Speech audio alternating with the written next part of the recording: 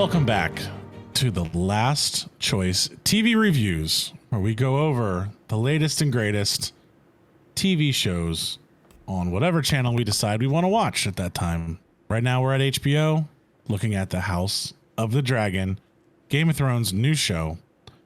I'm here with my co-host, James. How are you doing today, James? I'm a little tired. It's a little early. It's a new routine for us, but I think we'll get it down soon.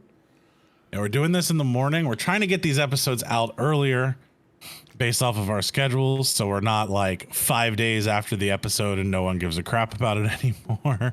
So we're going to try to be recording these on Monday mornings. It was a holiday weekend, so we're here on Tuesday morning, 9/6, trying to record this episode for episode 3 of Game of Thrones, House of the Dragon. And this episode is, I can't even remember the name of this episode off the top of my head. Second of his name. Second of his name, that's what it was.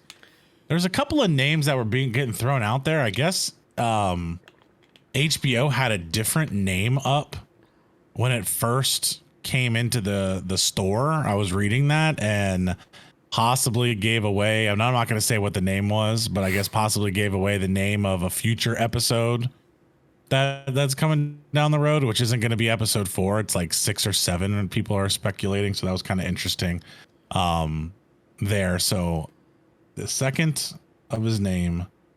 And so we're just going to kind of start with James. What were your thoughts of this episode? How did you think it did overall for the story? Overall for the story, I think the episode was fantastic. I really, really, really enjoyed it. There's only one small, well, to me it was a major deal, but outside of the way that it ended, and we can get into that a little bit later, outside of that very small little part of it, I think the rest of the episode was great. I really enjoyed it. It just had this epic, almost like an epic feel to it. And I think you got a little bit of insight of a lot of characters' thoughts. Yeah, I would have to agree with that. I think this was the episode that solidified the direction the characters were gonna go. You kind of had what felt like a coming of age story, in my opinion, for Rhaenyra.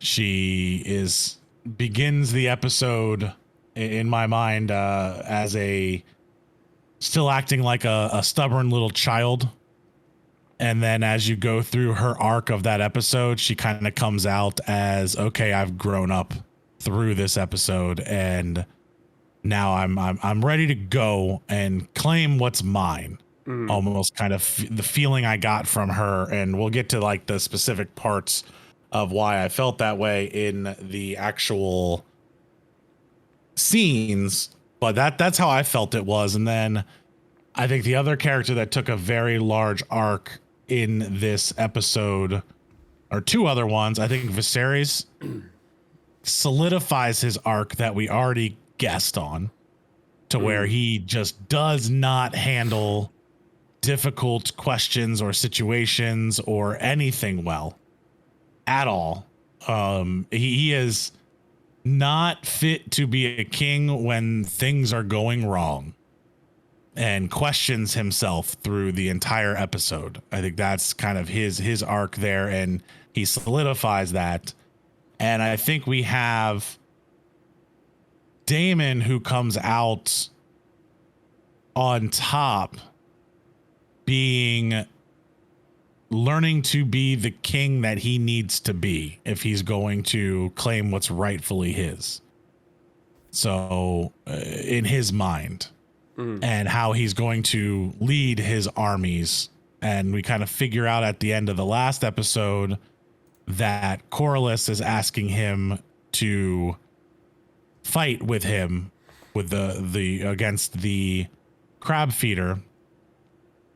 And it seems like he takes that and he runs with it. He's going to do that with him. So we start off this episode with the Crabfeeder again. We go right into it. And this scene was very visually stunning with all of the burning ships in the background, and we actually are seeing the Crabfeeder again, nailing more men to post, and we actually get his name. So we just had him as the Crabfeeder. He's Prince Drahar. Drahar is his name, and one of the sea snake soldiers basically is telling him they're coming for him, they're gonna get him, and F off Prince Drahar. And it was kind of cool to see this again, and the Crabfeeder is just laying waste to people here. But we really don't understand why he's so powerful in this area. And I think we get that as we get farther in this episode on why this location is such a difficult location to defend or to attack, where it's easy to defend. And he's got this super cool mask on. We got a better shot of the mask. And then what happens kind of at the end of this scene, James? What comes through to help the sea snakes? Oh, you're talking about as Daemon comes into play. Yeah. He comes in heavy with a dragon. He is front line. I mean, granted he's on a dragon, but he is front lines with these guys. I mean, he is fighting, which will come into play into an argument a little bit later. But he's right there. He is on the front lines, and he brings this dragon in. And I thought it was pure HBO. You have this guy that's like cheering Daemon on. The guy that we have, he's gonna get him. Save me, Daemon. And what happens? His dragon steps right on him. I mean, it made me laugh. I was like, what does this guy think he's gonna do? Daemon's gonna swoop down, get off his dragon, get off dragon, and save him. And then like, come no. get this guy? No, he doesn't even know he's there. And the dragon just steps right. I mean, that's pure HBO. Like, this guy's like hoping he's gonna get saved. The dragon's here, and yeah, the dragon just steps right on top of him and kills him. But at least it was a quick death and he wasn't going to get eaten by the crabs. But this also solidifies why this fight is so hard right now, because the Crabfeeder has a advantage that we didn't know was there in their caves inside this cliffside where the Stepstones are. And he also has the high ground with archers with flaming arrows, which do some damage. Well, I mean, Daemon takes one to the chest, and it was enough to get the dragon to fly away, where he couldn't get Drahar to come out of his cave. I mean, let's be honest. We've been taught for years that the high ground is very important. The high ground is important, but you would think with a dragon, I always wondered, because we've never really seen a lot of dragon fights. Even in Game of Thrones, most of the war is, medieval type open field lineup in battle, where dragons just lay waste to everyone standing out in the field.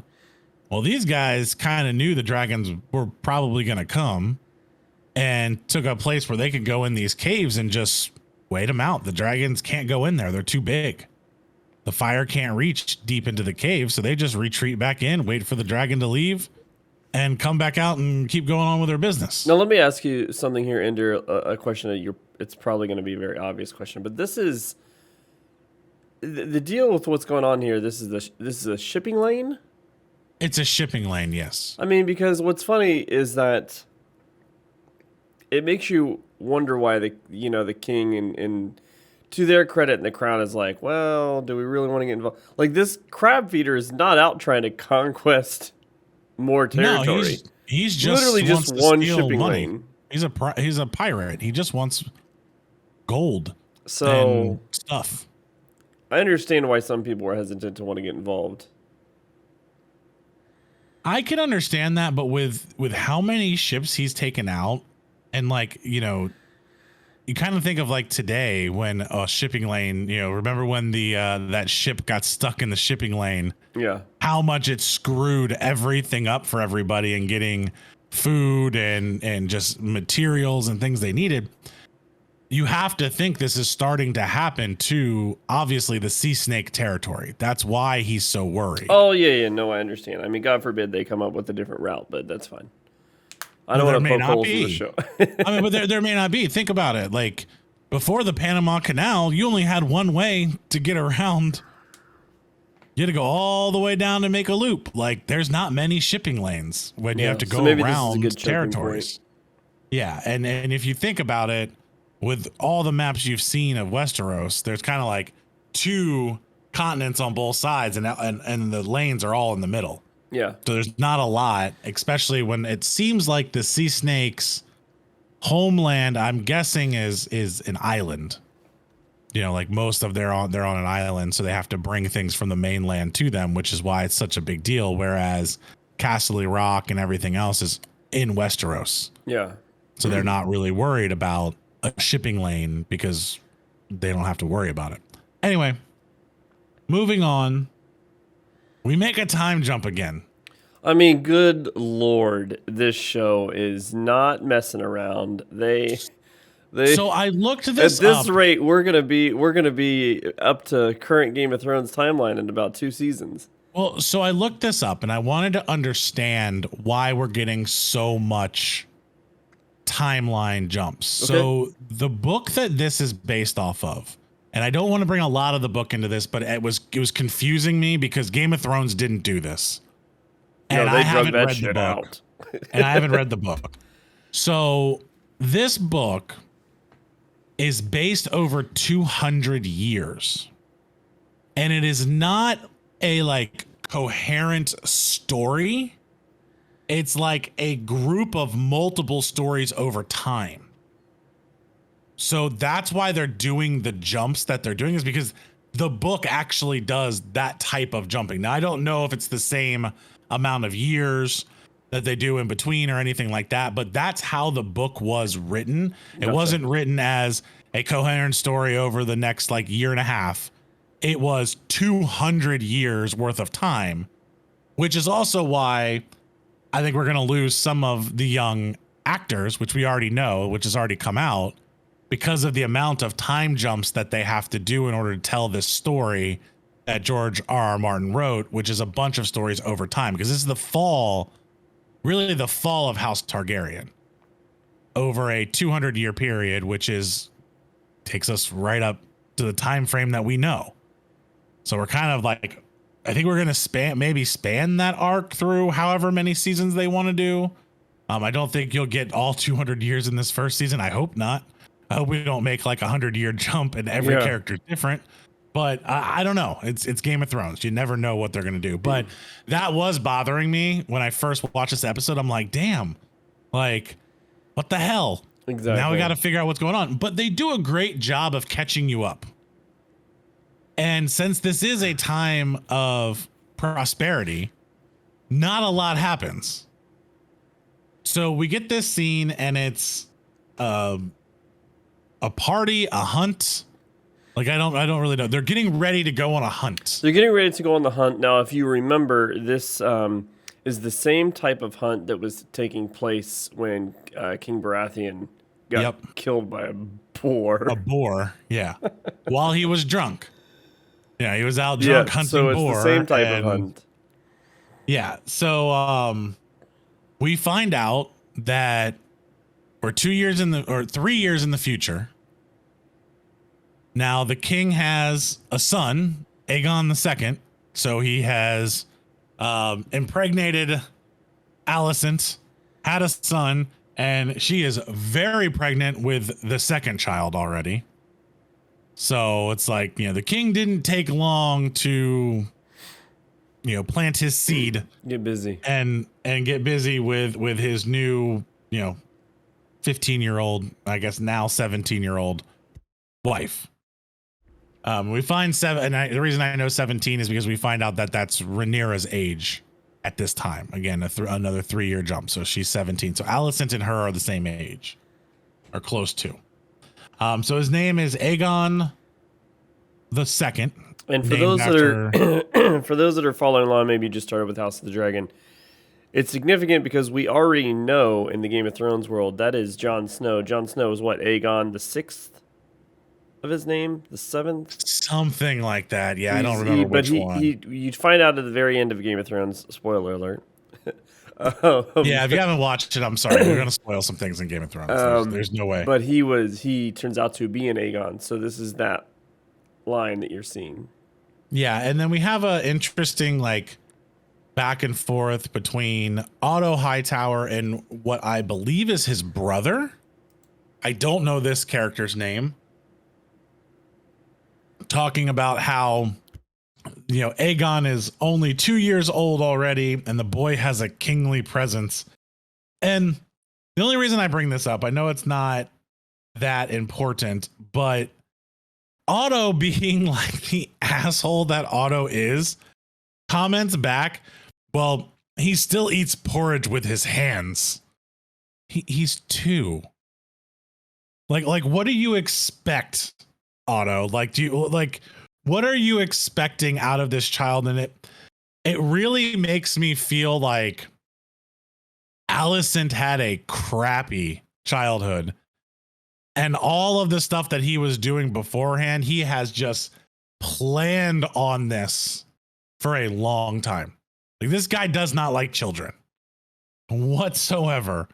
When you're gonna like complain about a child that's of 2 eating with his hands. My son's 4 and he still decides to eat with his hands when he wants to sometimes.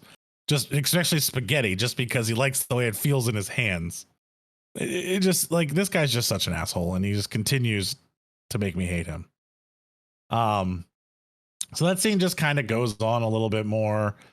The main part of that conversation was really about how he is now the firstborn son. And if the king is going to overturn his ruling for Rhaenyra to be heir. And I feel like that's the overarching theme here is the rest of the realm believes that's going to happen. But no one really knows if the king is going to do that, because obviously he's not having these conversations with anybody, because why would he? He's happy. You know, why am I going to have a conversation that is going to make me upset? And we step right into the next part of really the first time we meet a Lannister that we know the name of. It's Tywin, who I'm assuming is the line of succession of the Tywin that we know in Game of Thrones. Tywin Lannister, who is, the king of Casterly Rock at the time. So it's interesting that we meet this character, and the Lannisters feel very different now than they do in Game of Thrones, because it doesn't feel like they have the power that they have now, because the way he talks to him is just like, he's a peasant. I don't really care. So what is he warning him of, James? Like, what is Tywin Lannister trying to warn him about? He's talking about the war and stuff that's going on. Yeah, so that's also where we really learn it's been 3 years. So they've been fighting this war for 3 years. And they're basically losing. They're losing. The resources are low. People are getting killed. And he's sitting here telling him, like, these guys aren't going to have food to eat. We're losing battles. This war is like their Vietnam. Pretty much. No, the main union didn't want to fight this war, but another group went off and said, no, we need to. And they don't want to get involved yet. But I always thought it was unique of, here's this Lannister trying to get aid, mainly because they're running out of food. They're running out of resources. The shipping lane's blocked. They can't get anything to them. And from the last scene, you kind of saw that they were just letting ships sail in and shooting them with burning arrows and burning the ships down. Like, there was nothing amazing about the Crabfeeder's plan, other than he just happened to be like, hey, there's some high ground over there and some caves we can hide in. Let's shoot arrows and burn these ships and then run out and kill them. Like, that's all the Crabfeeder's really doing.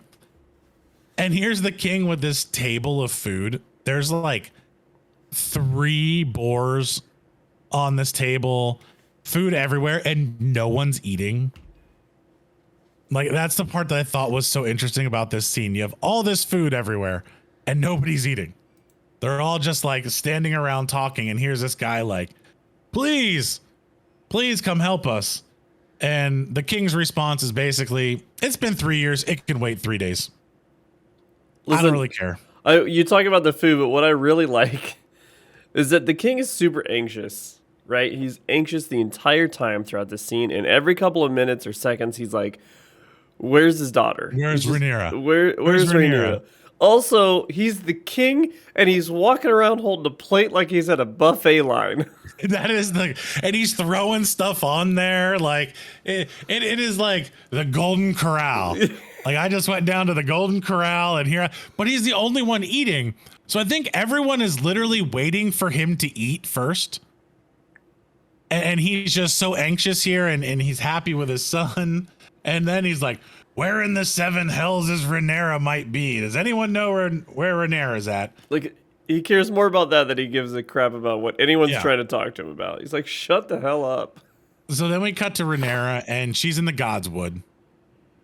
And she has this poor guy. She has just this bard, I guess. Yeah. Is the best way to say, as a bard playing him music. This is the Spotify of the day. So if you're lucky enough to have a bard, you get to have your music played for you. And she keeps making him play this song about a dragon over and over and over again. Yeah, it made me feel like it was HBO's attempt to make their own toss a coin to your Witcher. You know, that is kind of, now that you mentioned that, it is funny. And his name's Samwell. So we can get another nod back to Game of Thrones. For Samwell Tully. So they were not very unique with the names back then. Like, everyone was named after somebody. So your name just went down the history line. The 2nd, 3rd, 4th, 5th, 6th, 7th. We're just gonna name you after the next guy. So she's here. She's making him, play this song about a dragon over and over again. And the guy's like, you can tell he's been there a while, because when she asked to play again, it's like massaging his hand because his hand's cramping up from playing. Mm-hmm. And Alicent shows up, as pregnant as can be. Like, man, they made her look pregnant. She is huge. So that next baby is about to pop.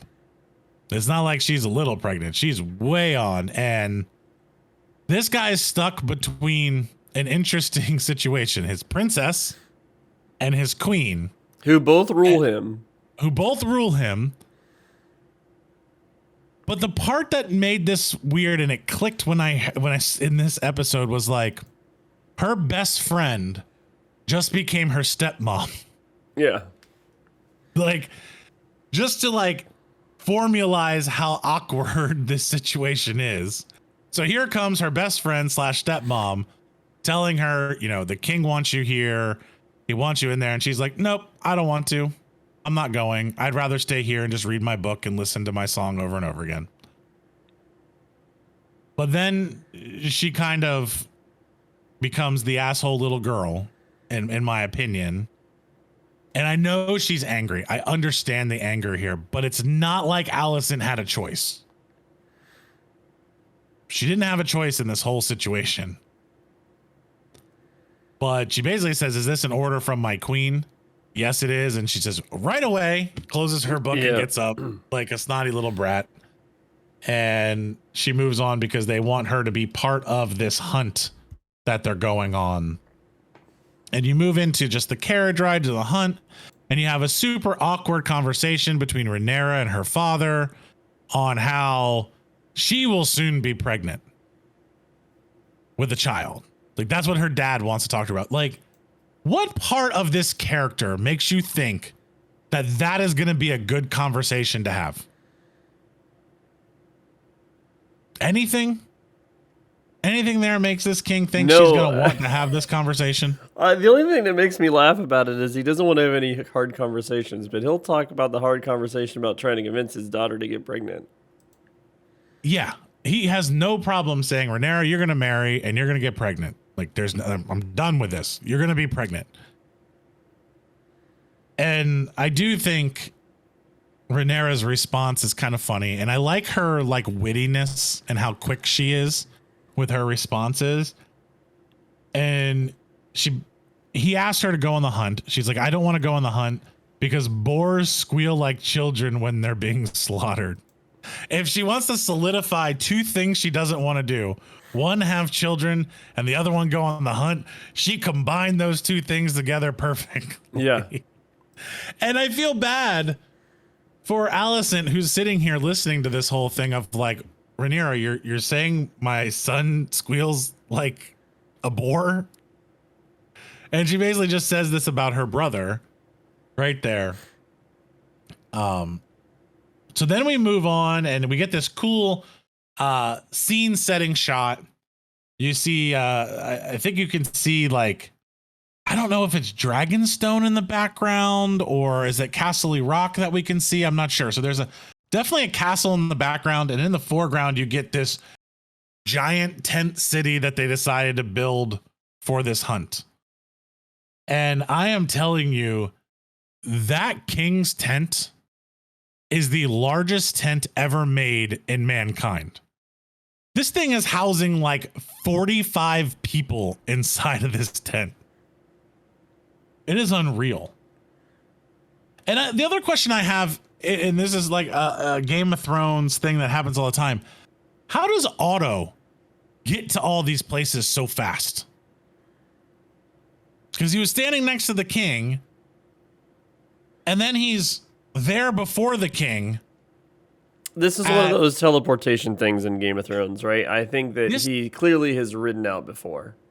But this dude might be playing with some dark magic. Like, we've seen magic in Game of Thrones stuff. I don't know, man. But he is always ahead of all the other characters, or right there behind them, when you're just like, how in the hell did he get there? Yeah, he had obviously rode out first. But here's this giant celebration that they're having for this child's second name day. And Rhaenyra basically just says, you know, they're not here for me. Why would I be happy here? This isn't for me. This is for your new child. And we get into the tent. There's just people everywhere. And all of the women are basically sitting around talking about gossip. It's just like, this is the queens or princesses or whatever you want to call it, gossip round table. We get a little bit, and one guy comes in and has to sit down and listen to all the gossip because he's like, the gods didn't make me for the hunt because he's got a messed up leg, so this poor guy's got to sit here and listen to all this stuff. And I'll kind of let you take this one, James. What are they talking about here? Like, what's the conversation that's being had in the Real first Housewives of Westeros? They're running their mouth about Daemon and how he's ruining the realm. He's fighting this war, blah blah blah. So Rhaenyra comes in and they're basically like, "Well, you tell us about Daemon." She basically says, "I haven't talked to him in a couple of years." So you assume almost 3 years at this point. Like, I assume from her remarks, she basically hasn't spoken to Daemon since she went and got the egg. Yeah, that would be my assumption, is that the last time she saw Daemon was when she flew in. And then they do. One thing I thought it was interesting, and poor Alicent, because these women start running their mouth about how he should you supplant, they're saying, well, you supplanted him as heir. Of course he's not talking to you. And Alicent basically speaks up immediately as the queen, mind you, to all these women. This is the queen speaking. She says, well, Rhaenyra was more suited to the throne than Daemon. So it's like, yes. I mean, gee, come on, Rhaenyra, give this girl a a crack at least. I mean, she's the queen. Yeah, I think she has the firstborn son, and she literally just spoke in front of all these women that you should still be heir, basically.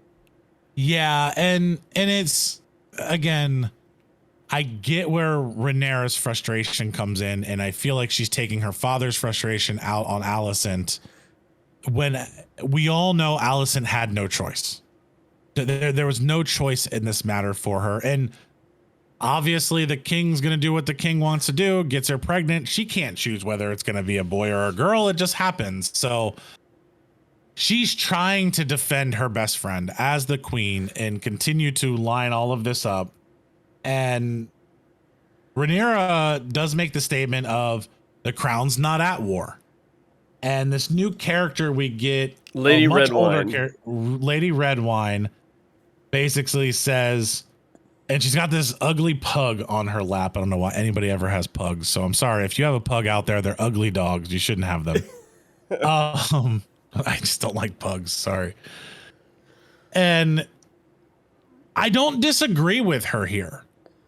The king is at war because of what Daemon did. When Daemon and the Sea Snake decided to go out there and fight, they're bringing the king into this. There's really no way that he's not going to have to get involved, obviously, with how bad it's going. So somewhere that they're going to have to get involved, but you know, the king can wait 3 more days. And Rhaenyra, just like she always does, has a it's great amazing. comment. And I'll give you this one because I took the last one. So, you know, this Lady Redwine is basically saying your uncle and the Sea Snake have drug us into this war and they're not serving the realm. And Rhaenyra looks right at her and says, and how have you served the realm of Lady Redwine? By eating cake? And they cut to her pug eating the cake off her plate. And this lady is just so shut down. And Rhaenyra just leaves. And she just leaves. She just it was drop. Yeah, left. it was the mic drop moment of this era for sure. And then the best part is they kind of cut over to Alicent a little bit, and she's kind of got this smirk on it, like, yeah, that's my girl. Yeah. Like I couldn't do it as the queen, but thank you, Rhaenyra, for saying what I wanted to say. It was almost one of those moments where, you know, she's still always thinking about the realm, and Rhaenyra hasn't lost her fire. Yeah. So she drops the mic and walks out, and then we meet another Lannister. We meet a Jason Lannister character who basically does the worst attempt at trying to court someone that I've seen in Game of Thrones. Like, this guy is an arrogant asshole, like douchebag, exactly what I expect a Lannister to be. Rolls up on her and is like, you know, I'm Lord Jason Lannister. And Rhaenyra's first comment I love is like, I gathered that from all of the lions on his, because he's got his armor on, or his chest plate on, and it's the lions of Casterly Rock. And here's this guy, and I'm not going to go into too much detail here. He's the twin brother of the Lannister that spoke at the beginning of this episode. Correct. He's the twin brother of the other Lannister that is really worried about and these twins couldn't be farther apart. The one Lannister, Tyland, is worried about, you know, the war. The other one is worried about drinking the best wine from Lannister, and he keeps doing that. The best things are Casterly Rock. The best things are here. And then finally he drops and we have enough space to create a dragon pit. And Rhaenyra kind of looks at him like, why would you need a dragon pit? Why would you need to build one? And that's when he's like, well, you know, because you're going to be my lady wife. And she's like, yeah, thank you for the wine. I mean, she almost laughs at his face. Which is amazing. And she does. I mean, she basically does. And Rhaenyra is now pissed because what's happening behind her back that she didn't really realize was going on is her dad is pulling an Otto and trying to pimp her out to any lord that wants her, she feels. and she barges right back in to the main tent, and they have a very heated exchange in the middle of this huge tent of people with all these dignitary there, with all the lords and everything around them, and it just keeps exploding and getting exploding. And then I kind of, this is the first time where Viserys has shown like real anger towards Rhaenyra, where he goes off and I don't know if he, and I'm kind of struggling here, and I don't know if he's upset about the decision that he had to make with Alicent still, because he's like, even I am not above the gods and the way of man. Like, that may not be the exact line, but that's basically what he says. Like, I'm not above tradition, neither are you. Yeah, exactly. I had to remarry. You have to as well. It's what is expected of us. And that's like the most kingly thing he said. You know, this is a hard conversation, but it's only with his daughter. And then Otto jumps in as this, like, one of the few times where I'm like, yeah, good job, Otto. Like, this was a good time for you to jump in, because this is not what you want to be happening right here in the middle of this tent. It continued to escalate. Like, the two of them, they basically got to a point they did not have any social awareness that there were still people by them. And the sad part is like, this is like me and my daughter. It gave me that like vibe of, and not this heated, but where you're like in the middle of a store. And like, it's like, I want this toy. No, I don't. You're not getting that toy. No, I want the toy. And you're just like, you forget everyone else. You do. You have blinders on and you forget the rest of the world is around you. And then all of a sudden you're like, oh, yeah, I probably look like an asshole right now, but every parent has been there. I don't really care. Like, if you've had a child, no matter what, even if you're the king, your child is going to drive you crazy. Because at the end of the day, I truly believe Viserys wants the best for Rhaenyra. It is his daughter, and he does love her. If there's anything there, he does love her, but he just doesn't know what to do. He doesn't know how to make decisions and feel confident behind them. Yeah. Timer went off. That pisses Rhaenyra off, and she barges out, puts her riding gloves on, and steals somebody's horse. Maybe it's her horse. I don't know. She came in the carriage, so she steals somebody's horse and rides off. And luckily, Sir Christian Cole is out there, who we have now found out kind of through this has become her personal guard over the course of time for these 3 years, and chases her down. And I mean, she is gone. This girl is flying. She can ride. And he chases her down, and they kind of end at a river. And like, I'm kind of glad he stopped her, because she was going right into that water. Like, she had blinders on and was not paying attention from just pure anger. Mm-hmm. And kind of confides in him what is going on how she feels her father is just trying to sell her off to Jason Lannister, and she was the named heir, and you know, she's just very upset because she's not really being treated like an heir. Like, you're just gonna pawn me off like the next queen to a Lannister? She feels like she doesn't have any power, and which leads into this as their guy, you know, they're walking their horses. This conversation I thought was really interesting. Yeah, when they're walking horses, and I do like Sir Christian Cole's response to her about Jason Lannister. He's like, "You want me to kill him?" Yeah. For a second there, I wasn't sure if he was serious or not, but then you see her kind of like smirk and smile and, you know, kind of laugh. And that kind of solidifies their relationship, where he starts to have a conversation. We get in the conversation when they're walking their horses of how he feels he owes everything to her. Yeah. At this point, it's the highest honor. She acts like she doesn't have any power. She can't make any decisions. She's just there to further the lineage, and she probably won't be heir because now he has a son. And then, like you said, Kristen Cole talks back to her and says, before this, no one was there. And he remembers when she had all the power in the world because she put him in the position that he's in. And if it wasn't for her, Yeah. he wouldn't be there. So Yeah, she clearly does Rhaenyra, have more power than she thinks she has. Rhaenyra says, and I think the word she used was she was toothless. Yes. And he's like, well, I don't feel like you're very toothless because on that day you gave me everything.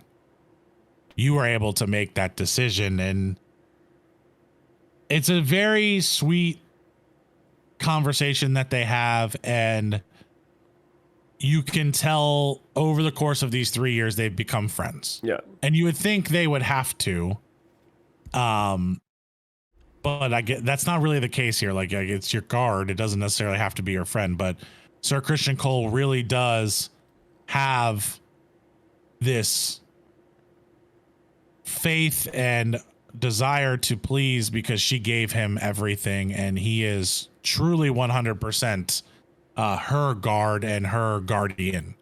Kind of like Brianna of Tarth kind of feeling there, of like, you gave me everything and I'm going to serve. No matter what you ask me to do, I'm going to do it. No questions asked because you gave me everything. And I kind of got her feeling from his character, because that's where it was. And then we move on to the hunt scene. So the king's riding his horse out, and I love the guy that has to carry the step stool for the king. Like, he can't get off his own horse. And I'm like, I'm wondering if that's a thing for kings, that they get off their horse on the step stool, or if it's just Viserys can't get on and off of a horse, so he needs a step stool.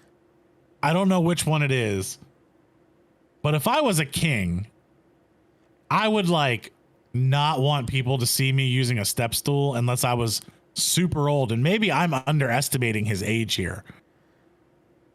But he also has all of those, his fingers was necrotic. He's got the back lesion. So we know he's also sick at the same time. So maybe that has something to do with it. Well, I mean, I don't think he's necessarily sick. Is it that the back lesion and the finger were just representing the fact that the throne is punishing him? Because remember, that was the whole thing with George R.R. Martin. The throne was supposed to be punishing you. Like, anything that it does to you, it's because you deserve it. And that's why it was so difficult, which could lead to why they say later on, when non-Targaryens took the Iron Throne, that they removed some of the swords. That's true. That is true. So here they're saying they have spotted a white hart, and we come to find out that this is some form of stag-like creature. And the white hart is supposed to be a mythical kind of creature because it's an all white stag that not many people have seen, but since it's on his son's name day, it must be the gods shining down on them. And I really feel here, they say he's upwards of 35 stones. This is just a giant white hart stag. Yeah, it's royalty of the land. The royalty of the land that they're going to go kill, because that makes a lot of sense. They're basically saying that by killing the white hart, they're solidifying the fact that this is on Aegon's name day, so this should be the like gods pointing to you that he should be heir. Well, for everybody but the king. In a roundabout way, that's what they're trying to allude to. And the king is kind of, I think this moment here is, I think, what sends the king into his future stupor, that we'll find out, is because the fact we know for a fact that this king is very much into the mythology and the lore and the gods. And from the dream that he had and the way he believes that it's all, the gods are going to tell him what to do. He's not going to make decisions. And if the gods are showing up with this white stag or white hart on my son's second name day while we're having all of this, in my mind, it almost feels like he's toiling with, did I make the right decision on whether or not to name Rhaenyra heir? And did I misinterpret something, and we kind of get more in depth in that in future scenes of where he's going. But I think this is what sends him in to his stupor. We move on to the nighttime, and the king is just drinking like crazy. Like this dude is drinking all kinds, and Jason Lannister, tries to play this suave character, has this spear forged for the king for the kill, and he's here talking back and forth, but he makes one mistake when he's talking about this, and kind of alludes to the fact that he's going to make Aegon his heir, and that the whole realm knows he's going to make Aegon the heir. I had assumed it was your firstborn son. You're going to name him. The king did not take this well at all. And he basically asked him, I love the question he asked me. He's like, when will I be doing this? Tell me, Mr. Jason Lannister, you seem to know all. When am I going to be naming my son here? Like, I named Rhaenyra. Did I make a mistake on doing that? Like, how in the world? Who else is talking about this? Yeah. What mutiny are you starting? Like, the king is not happy. So that moves on, and that kind of just throws him into this drunken world that he just keeps drinking, and Otto comes up, and Otto, being Otto, is at the perfect time, comes up and talks to the king, and he's just like, I'm sick of being surrounded by these pot-licking politicians. And I just love, like, is pot licking like the term? Like, is that a bad term? Politicking. So he's still politicking. No, he said pot licking politicking. Like that was the line. Then his next, but Otto makes an interesting thing on who Rhaenyra should marry. Oh God, this who guy. Does Otto think that Rhaenyra should marry? This guy is unrelentless. I was dying laughing because I was like, oh, Ender probably spit his drink out watching this scene. He literally looks at the king and says, well, clearly, you should have her marry Aegon, her brother. It solves your problem. We know incest is a thing. He just the king looks at him like he's got 10 heads. He's like, what's wrong with you? The king, I am so glad the king didn't take this as like a serious thing. But this ends up showing you how bad Otto's advice can be sometimes. Well, to me, it's Otto again. He's trying to play the game. If they can marry, it guarantees his son will be there, the de facto king or whatever they call them, and which is his grandson. He's doing desperately trying to get his line like permanently instilled into the throne. Yeah. Because if Rhaenyra takes over and he's not and Aegon's not a part of it, his line dies. That's true. On that high end. That's true. Yeah, it does. So I'm not sure what this character's name is, and he's on the High Council, and he comes in, and basically the king's like, "Great, here's another one going to tell me what I'm supposed to do." But they have a little banter with the daughter first, and he's basically giving him updates saying, "Hey, Kristen Cole went after your daughter. We have other people looking, so the hope is they are together. Don't worry, you're great." He's basically like trying to calm down the king. Like, don't worry, we have people out there. They will find her. Calm down. And then the king, I love it because he's like, if I would have forbade her to marry a Lannister, she would have run off with a Lannister. It's that classic father-daughter banter. And father-daughter. And then this guy reminds the king that the king before him was a great king, and his only downfall was his own daughters drove him to madness. Yeah. And he says, so it's tradition. It's tradition, your king. It's tradition. And at the end of the day, it is tradition for your kids to drive you insane because you're trying to do the best for them. But then he does sneak in what you were alluding to. He does. Yeah. Would you like to hear my opinion? At least he asked. I will say he didn't just offer it. He asked to speak openly. He does. He does. He has to speak openly, and his advice is the same advice he gave him 3 years ago.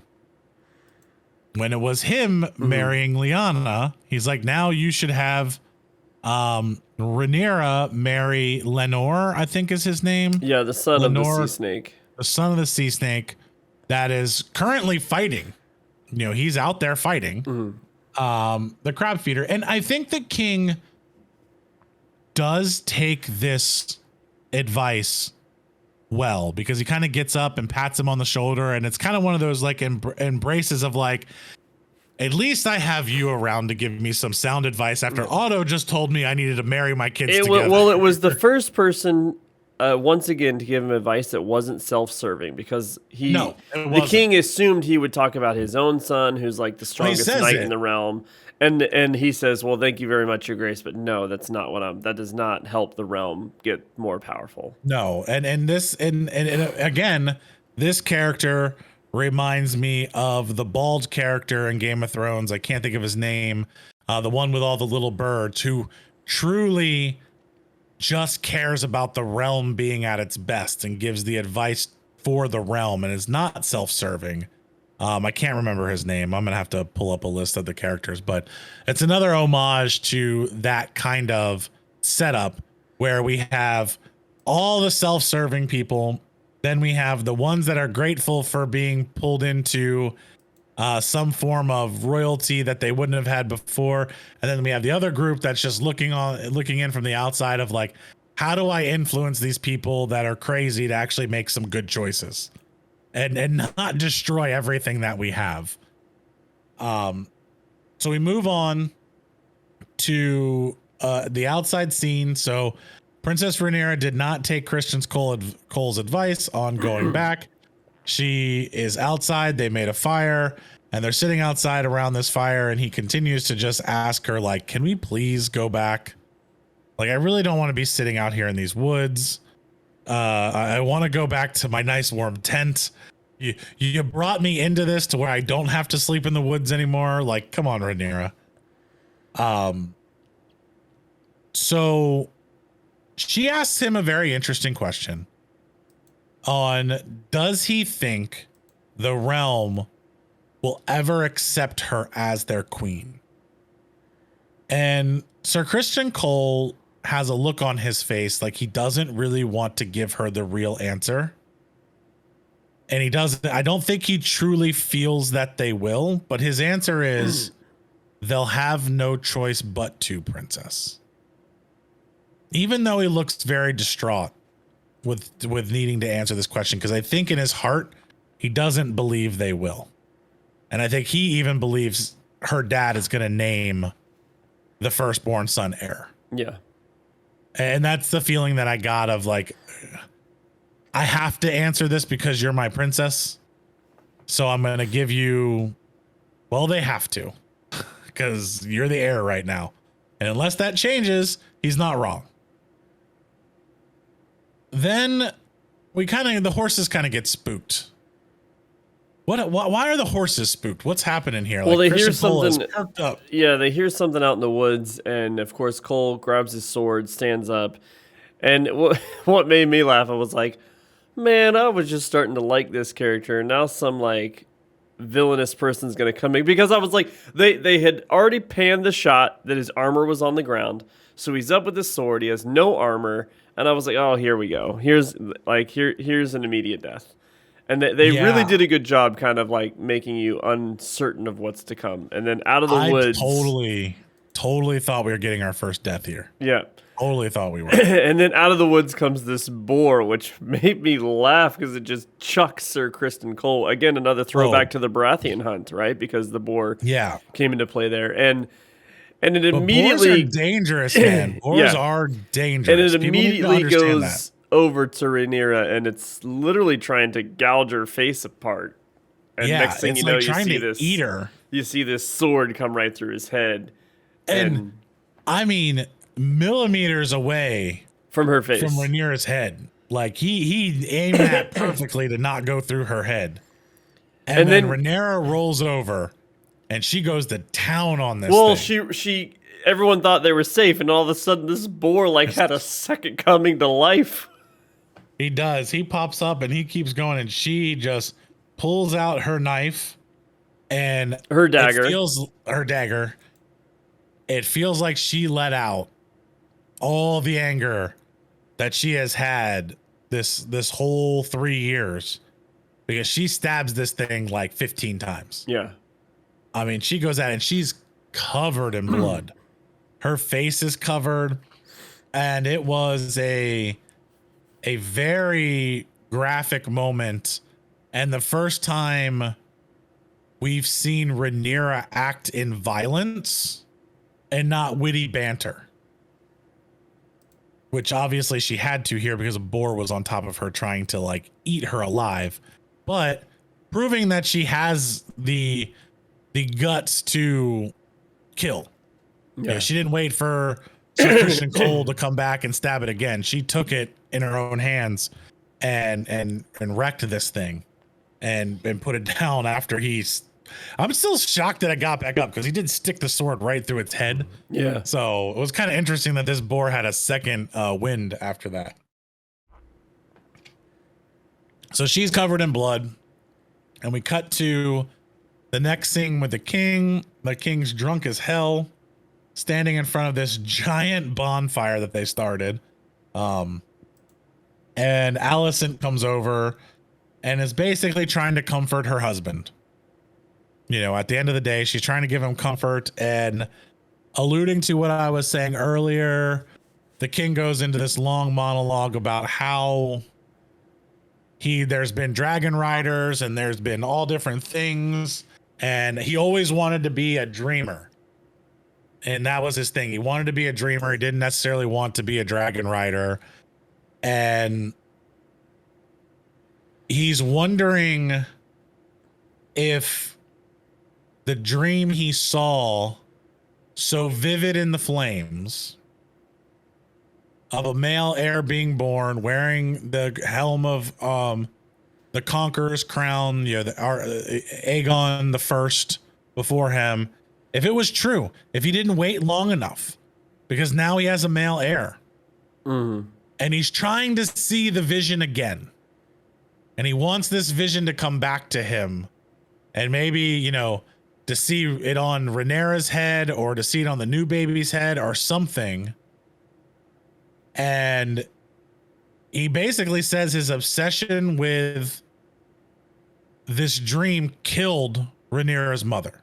This is the first time he's admitted that he, you know, pushed her so far to have so many children that one of the children finally killed her.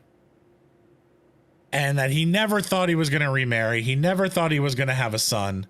And now that he does, he doesn't know if he's made the right decisions. And he doesn't know if naming Rhaenyra heir was just him jumping the gun or not. But again, Alicent says she was the right choice. She does. This is another point where Alicent is defending her friend.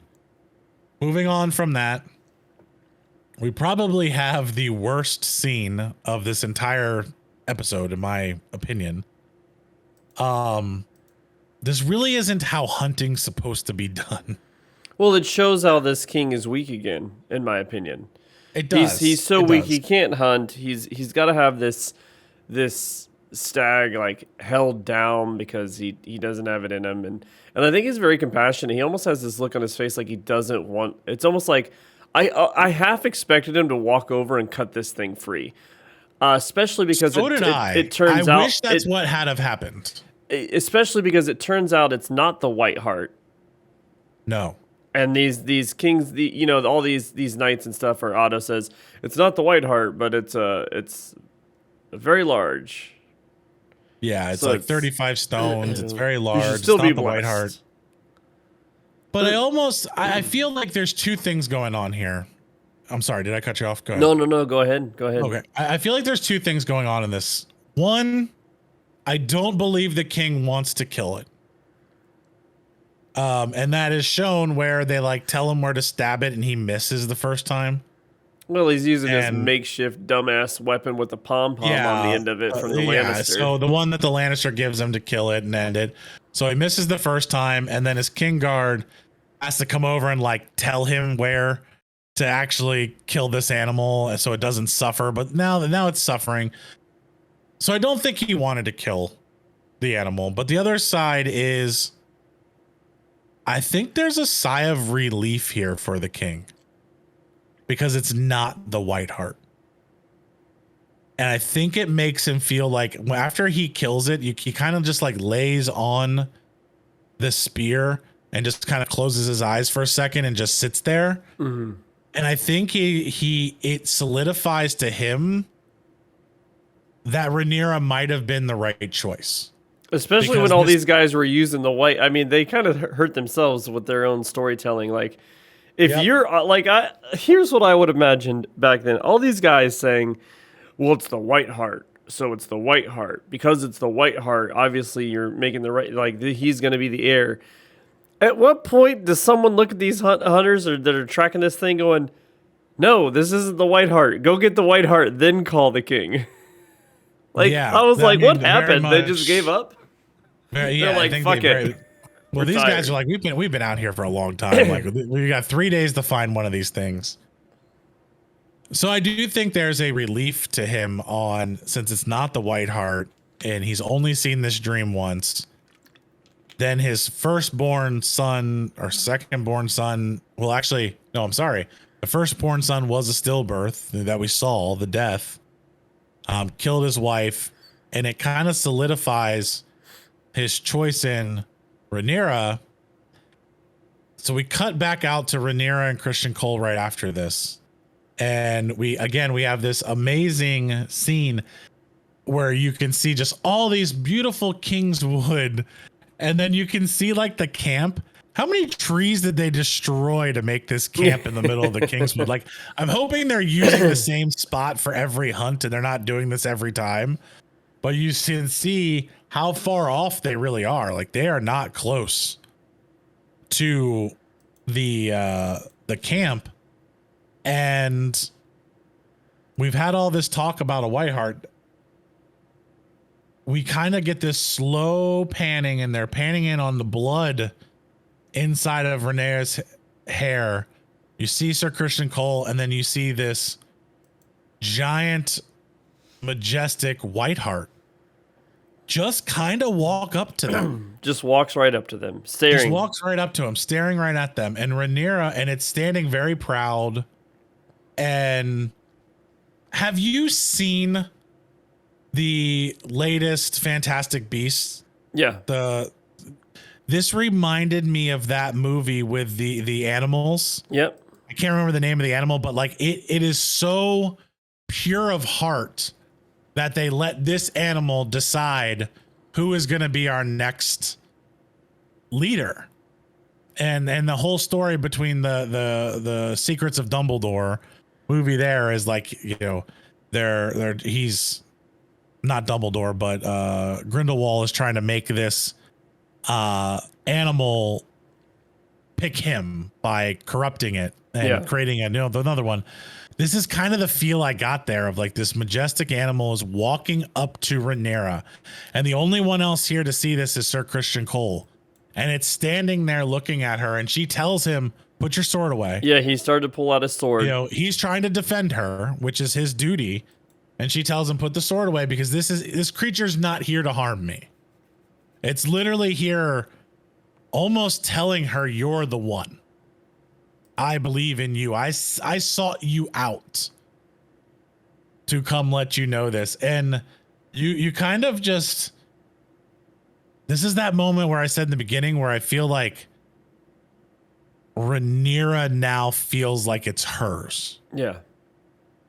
Something out of her control just happened that they believe in, and the White Hart came to her, not to the king and her brother or anything else. It sought her out.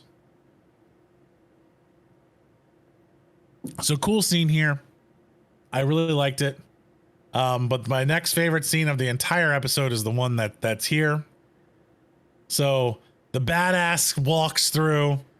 You got them dragging this boar behind them through the middle of this town. Everybody watching. And she's covered in blood, so they know that she was covered in blood still. They know she fought this thing. The Lannisters are sitting outside, and there's the king, Alicent, Otto, you know, his other dude that we really need to figure out the name of because I can't remember him on the King's Court. There's only like one group of guys that like they're like, yeah, she's a badass. Yeah, she killed that thing. Everyone else looks like their mouth is on the floor. And they're just like, what the hell are we singing? She walks in head up like the badass that she is. And like, yeah, I took this thing down. I'm your next queen. I'm not afraid of what's out there like my father.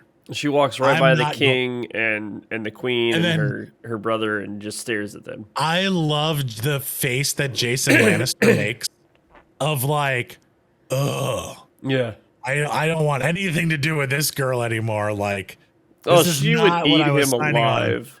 And like, and she just stares her father down. No words, just stares her father down.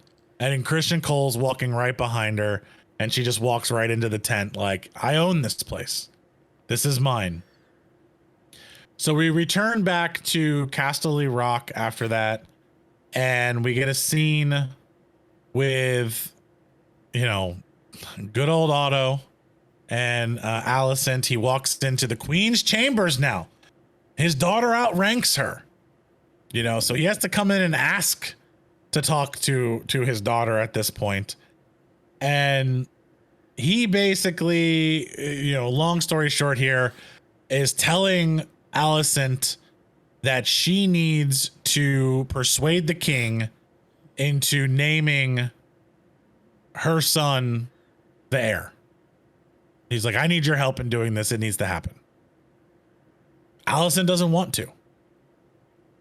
She really doesn't want to. So I'm interested to see if she, now that she outranks her father, she's more powerful than her father. Is Alicent gonna just still listen to what her father tells her to do, or is she gonna get a mind of her own? And I don't know. I mean, I do. Going back to some of the stuff and the way that the realm is, I do think this was a fairly honest conversation. Now, I understand the grandson of Otto becoming king, becoming the heir is very self-serving, but he does have a very honest conversation. Alicent says Rhaenyra will be a good queen, and he literally says it wouldn't matter if she were Jaehaerys himself born again, which was everyone's favorite king, right? Like the realm loved him. Like if he was reincarnated as Rhaenyra, it wouldn't matter. If she steps over Aegon and actually takes the throne, the realm will tear itself apart. But I don't think we know if that is true. But that's what these guys truly believe. They truly believe. And yeah, I'm with you there. So they had that conversation. We move on to Alicent going, or not really Alicent. I mean, yeah, Alicent coming to the king in their quarters. I guess they have different quarters. Like she moves into another wing of their bedroom. Where he keeps his model. I guess this is where the model is kept. You know, the bed's not here, but the model is. Yeah. So he's asking about Rhaenyra, and he really doesn't. And the king says basically, I don't care what Rhaenyra thinks. Well, first when she walks in, I wish in my younger days I had seen this because this is the greatest line ever. She says, "How are you?" And he says, "The gods are punishing me for my indulgence." Oh, yeah, which is his hangover. And she does have a little banter with him, and she says, "At least the wine was good, Your Grace." Yeah, it is funny. That the little banter they have, and it almost kind of concludes. And as much as like I want to, you know, the skeeviness of it and everything there of how young they are, you accept what this area is, and it does feel like he is treating her well. He is not a terrible king to the wives that he has. He's an honest, good-hearted man. Not fit to be a king, but he's a good person. Like all of these things move towards him of being, in my mind, a good person, just not a king. just not a king and somewhat a, you know, doing the best he can to be a father while being the king at the same time, which we all struggle with being fathers to our daughters. You have a son, we struggle. I have a son, the same struggle there, like to your kids. So I do like how it humanizes him, and he's not what we've got in Game of Thrones of where like every royalty was just an asshole to everybody. It does feel like he is a good person in general. Then they kind of talk about Rhaenyra, that Rhaenyra, you know, it's not her choice. But I'm sorry, let me backtrack. She says she's hoping to discuss something, and he's like, Rhaenyra, like, come on, you really? He's like, I don't think she enjoyed Jason Lannister's company much. And it seems like she had this conversation with Alicent earlier, because she says, I warned you that she wouldn't. So he's having these conversations with Alicent on like, I've got to find Rhaenyra a husband. Who should it be? And she's trying to help and guide him through all of this after she was just told she was going to be married. And I do like how Alicent is still trying to help her friend, where the king says her wishes are irrelevant. And she says, I believe Rhaenyra will marry your grace, but it's got to be, she has to feel it's her choice. Yeah, she's got to believe it's her choice. To where I think she's trying to save her friend from the fate that she had of just being told where to go. Alicent is trying so hard to help her friend in the background, even though Rhaenyra is being, you know, a little bitch to her. Yeah. At the end of the day. Then she sees the note on the table. It's from Vaemond Velaryon, which Velaryon. is basically Velaryon. This is Sea Snake's brother. The Sea Snake's brother. She reads it on all accounts. It's basically, you know, they need help. They're asking for help. Another plea for help. And Alicent makes the wisest comment that anyone has made in the 3 episodes that we have had the Crabfeeder. And she basically just says, let me ask you a different question. Throw your brother and everybody else out of this. Is the realm better with the Crabfeeder alive or with the Crabfeeder dead? What's better for the realm? And that amount of just dumb, you know, you air quote, dumb logic makes the king decide that, okay, I need to send them help. I'm going to send help to them and help them. So we're getting help to the Stepstones. There's another kind of Rhaenyra and the king. I didn't really understand this scene here between the two of them. I got to be honest. I didn't really know what they're trying to portray here. Well, I think she's just coming to see him, but he's in the middle of sending aid, and he's very, you know, now he gets to look at Rhaenyra, who has been saying the whole time, we need to go take care of this, send the dragon riders, like let's just end this crap. And he gets to say to her, I am sending aid to Daemon. Yeah. But then he wants her actual opinion. Yeah, strengthen your own claim. So basically this is where he's like, you have to get married. You have to shore up your the line of succession, and make your own choice. Is basically what he tells her at the end of the day. And he does say, I swear on your mother's memory, you have not been supplanted. You are the heir. I am not going to do this. And he does admit that he did waver for a time. He wavered for a time. That's where I go back to where I think, since it wasn't the White Stag, it shored up his belief that he made the right choice here. Now he's sending aid to his brother. We cut to the Stepstones. Dude, these guys are getting beat up, man. They don't look good. They don't look good, man. You see arrows hitting ships, and the ships are just sinking. They're over here on the other side trying to figure out how to take these guys down. They're not leaving the caves They have the high ground. You still got the dragon flying around above the top.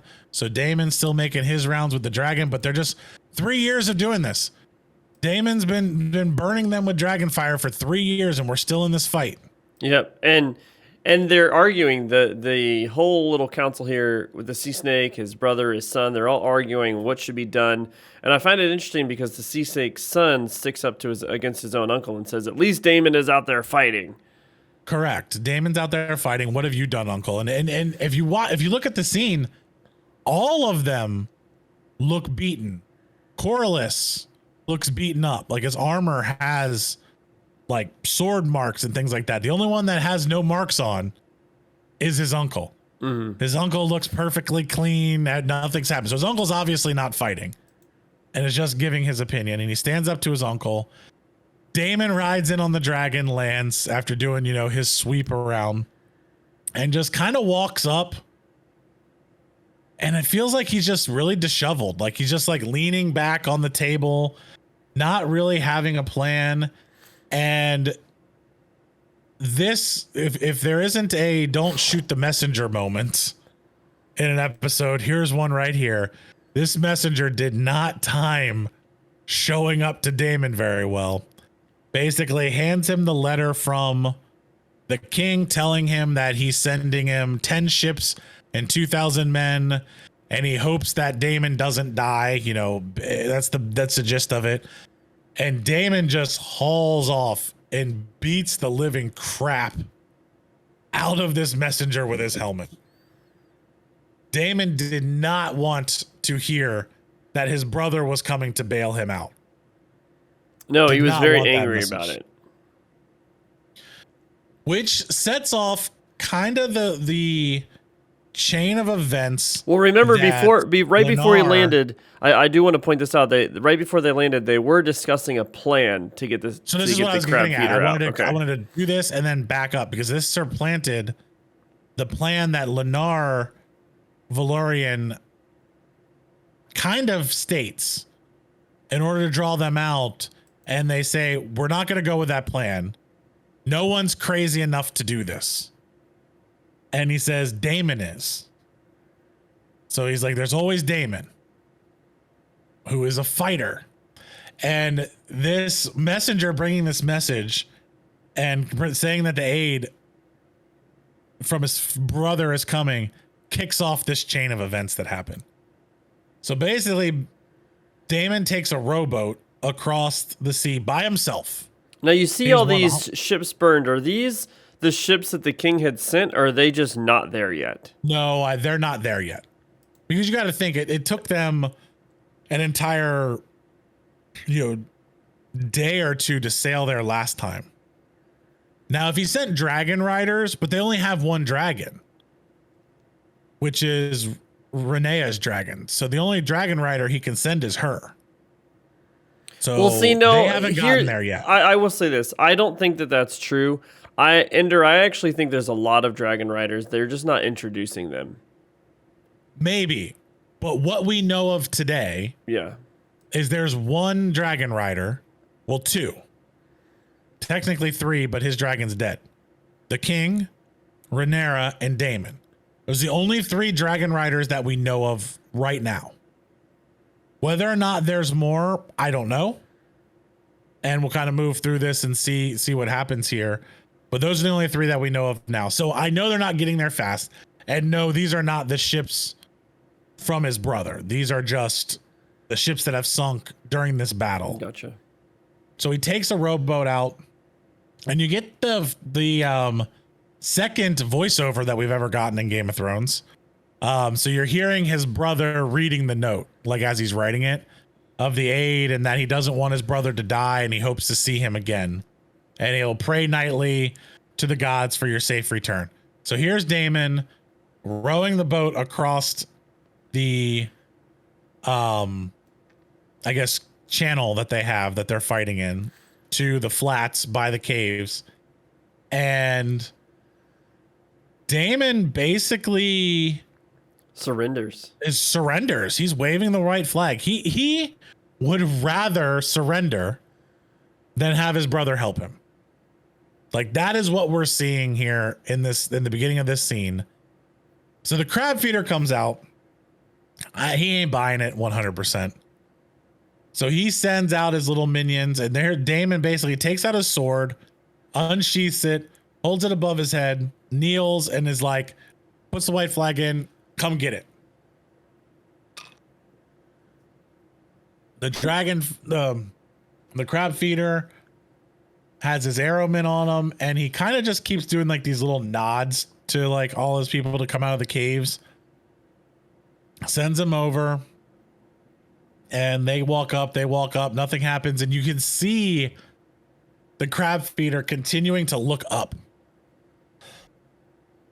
He's continuing to look, in my mind, for the dragon. Yeah. He's expecting this dragon to be somewhere, but no. They walks all the way up, and Daemon gives over his sword, and he hands his sword over to this guy, and the guy turns around. He's like, "Oh shit! I think we're done." The crab feeder kind of nods, and then Daemon becomes fucking Rambo. He like was a cross between Luke Skywalker and Rambo. I mean, he pulls out his knife, his dagger, stabs him, takes his sword back, and just starts fucking slicing people to death. Outrunning arrows, dodges, gets behind cover, runs out, kills some more people. I mean, the action sequence here was phenomenal. But at the end of the day, this is a suicide run he's making. Like, I'm watching this, and I remember watching this, and I'm like, no one's helping him. And this guy is like, you know what? Rather than my brother, rather than my brother save me, I am going to kill all of these people and kill this crab feeder by myself before my brother helps me. So help me gods, I am going to do this. Yeah. And man, he gets pretty damn close, but finally the arrows from above hit him, knock him down. He takes 2 to the chest, 1 in the leg, and he finally like gets under this cover to where the arrows can't hit him. And the crab feeder's men do not want to come out here and fight Daemon. Like, he has to keep like nudging them, like, get the fuck out of the caves. Like, come get this guy, please. It was like 100 of you and one of him. What is wrong with you guys? Yeah, but he keeps looking up for this dragon, man. He's looking for this dragon. And finally, they all come out of the cave. They surround Daemon. And like, I honestly, again, this was another part where I'm like, are we going to see the first character dead? And I was like, I can't imagine it's Matt Smith. I can't imagine that they're going to let this guy die right here. And here comes his dragon, man. With kind of what we were saying about the Dragon Riders earlier, with someone else riding him. And the dragon fire hits so hard that it flings Daemon back. Like, I thought his own dragon was going to kill him here because of like how far he got thrown back. But the dragon burns down the circle that's around him.